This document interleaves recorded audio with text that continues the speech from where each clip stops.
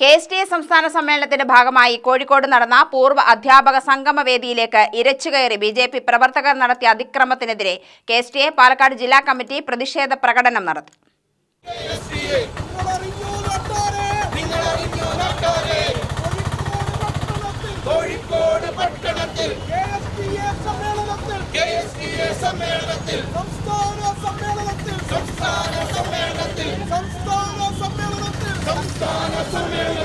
കേന്ദ്ര ബജറ്റിൽ കേരളത്തിന് ഒരു ആനുകൂല്യവും നൽകാത്ത കേന്ദ്ര സർക്കാരിന്റെ ജനവിരുദ്ധ സമീപനങ്ങളെ ഒറ്റക്കെട്ടായി കേരള സമൂഹം എതിർക്കുമ്പോൾ അതിന്റെ ജാള്യത മറയ്ക്കാനാണ് BJP പ്രവർത്തകർ അതിക്രമം നടത്തിയത് എന്ന് പ്രതിഷേധ പ്രകടനം ഉദ്ഘാടനം ചെയ്തുകൊണ്ട് KSTA ജില്ലാ സെക്രട്ടറി MR മഹേഷ് കുമാർ പറഞ്ഞു.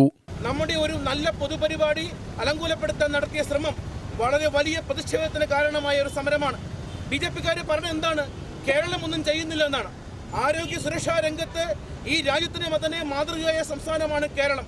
ഇവർ സമരം ചെയ്യേണ്ടത് എവിടെയാണ്? കേന്ദ്ര ഗവൺമെന്റിന് മുമ്പിലാണ് പോയി സമരം ചെയ്യേണ്ടത്.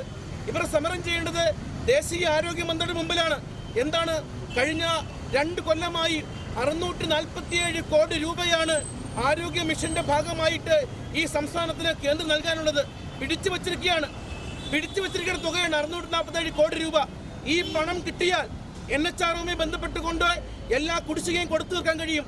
മികച്ച രീതിയിൽ നമ്മുടെ ആരോഗ്യ സംവിധാനം മുമ്പോട്ട് പോകുമ്പോൾ ഇത് കണ്ടിട്ട് അസൂയാലുക്കളായിട്ട് ഇവർ BJP നടത്തുന്ന ഒരു അലങ്കോലപ്പെടുത്തൽ, കലക്കവെള്ളത്തെ മീൻ പിടിക്കാൻ വേണ്ട ശ്രമമാണ് ഇന്ന് കോഴിക്കോട് നടന്നത്. ജില്ലാ പ്രസിഡന്റ് K അജില അധ്യക്ഷനായി.